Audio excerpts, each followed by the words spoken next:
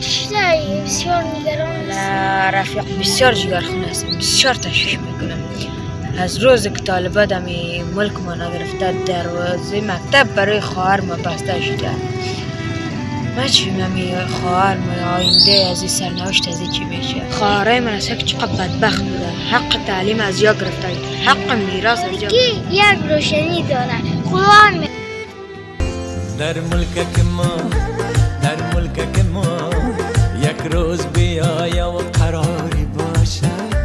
در ملک ما قراری باشه، لبخند شما دوباره جاری باشه. از کوچه و شهر و ده و قشلاق شما، از کوچه و شهر و ده و قشلاق شما، غمهای سبیل مانده فراری باشه.